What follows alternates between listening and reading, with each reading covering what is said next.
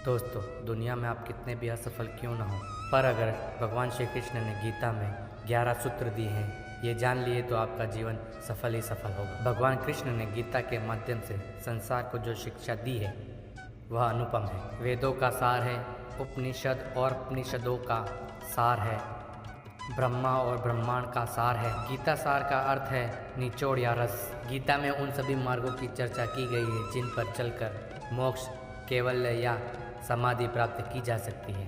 दूसरे शब्दों में कहे तो जन्म मरण से छुटकारा पाया जा सकता है, और तीसरे शब्द में कहे तो खुद के स्वरूप को पहचाना जा सकता है। चौथे शब्दों में कहे तो आत्मज्ञान प्राप्त किया जा सकता है, और पांचवें शब्द में कहे तो ईश्वर को प्राप्त किया जा सकता है। आओ जानते हैं भगवान कृष्ण के वे रहस्यमय सूत्र जिन्हें जानकर आपको लगेगा कि सच में यह बिल्कुल ही सच है। निश्चित ही उनके ये सूत्र आपके जीवन में बहुत काम आएंगे। जीवन में सफलता चाहते हैं तो गीता के ज्ञान को अपनाएं और निश्चिंत तथा भयमुक्त जीवन जिए। सफलता।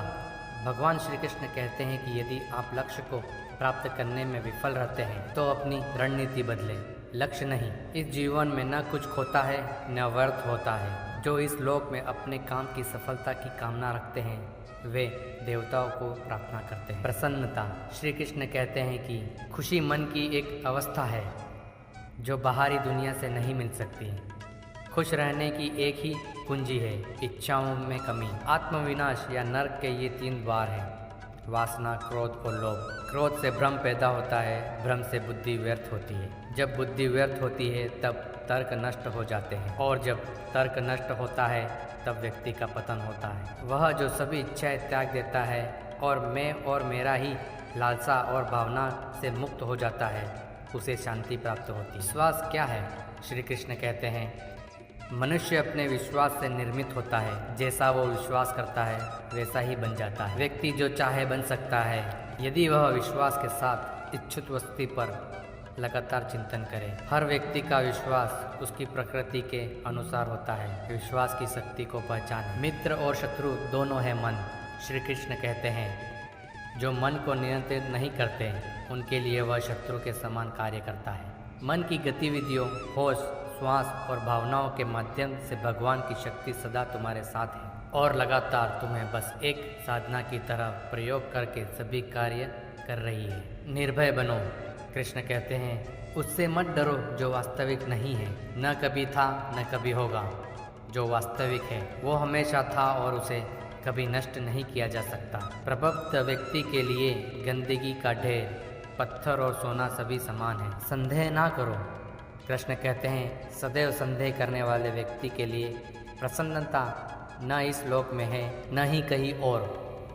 आत्मज्ञान की तलवार से काटकर अपने हृदय से अज्ञान के संदेह को अलग कर दो। अनुशासित रहो, उठो। संदेह और दुविधा में जीने वाले लोग न तो इस लोक से सुख पाते हैं और न ही परलोक में। उनका जीवन निर्णयहीन, दिशाहीन और भटकाव से भरा रहता है। आत्मा न जन्म लेती है और न ही मरती है। कृष्ण कहते हैं जन्म लेने वाले के लिए मृत्यु उतनी ही निश्चित है जितनी कि मृत्यु होने वाले के लिए जन्म लेना। इसलिए जो अपरिहार्य है उस पर शोक मत करो। न कोई मारता है और न कोई मरता है, सभी नियतित मात्र हैं। सभी प्राणी जन्म से पहले बिना शरीर के थे, मरने के उपरांत वे बिना शरीर वाले लोग हो जाते हैं। यह तो बीच में ही शरीर वाले देखे जाते हैं, फिर इनका शोक क्यों करते हो? यह आत्मा किसी काल में भी न जन्मती है और न मरती है, अथवा न यह आत्मा हो करके फिर होने वाली है, क्योंकि यह अजन्मी, नित्य और पुरातन है।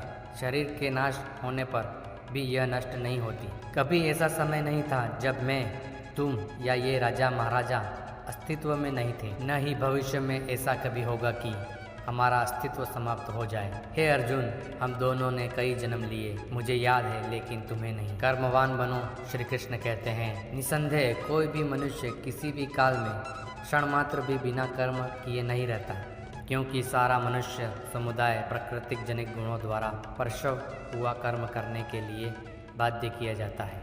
अपने अनिवार्य कार्य करो, क्योंकि वास्तव में कार्य करना निकृष्ट से बेहतर है। ज्ञानी व्यक्ति को कर्म के प्रतिफल की अपेक्षा कर रहे अज्ञानी व्यक्ति के दिमाग को स्थिर नहीं करना चाहिए। अप्राकृतिक कर्म बहुत तनाव पैदा करता है किसी और का काम पूर्णता से करने से अच्छा है कि अपना काम करें, भले ही उसे अपूर्णता से करना। बुद्धिमान व्यक्ति कामुक सुख में आनंद नहीं लेता।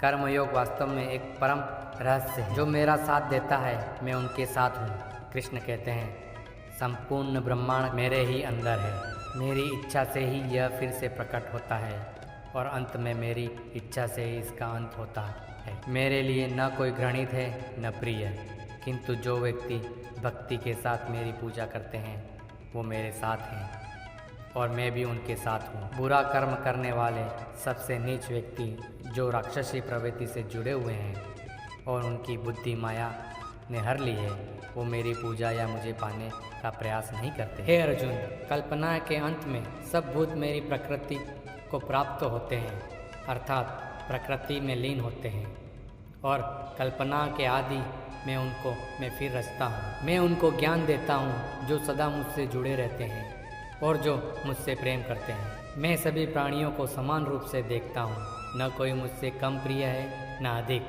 लेकिन जो मेरी प्रेम पूर्वक आराधना करते हैं वो मेरे भीतर रहते हैं और मैं उनके जीवन में आता हूँ। मेरी कृपा से कोई सभी कर्तव्यों का निर्वहन करते हुए भी बस मेरी शरण में आकर अनंत अविनाशी निवास को प्राप्त करता है। हे अर्जुन, केवल भाग्यशाली योद्धा ही ऐसा युद्ध लड़ने का अवतार पाते हैं। स्वर्ग के द्वार के सामने है। ईश्वर के बारे में भगवान श्री कृष्ण कहते हैं, प्रत्येक वस्तु में है भगवान और सबके ऊपर भी।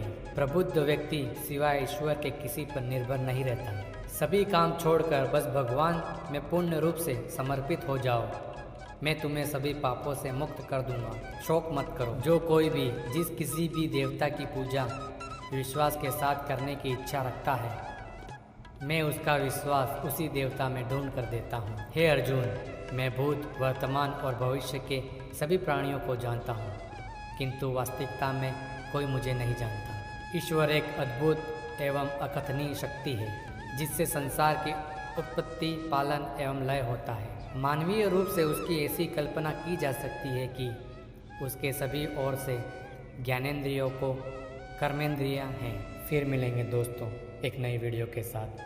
तब तक के लिए खुश रहें, मुस्कुराते रहिए।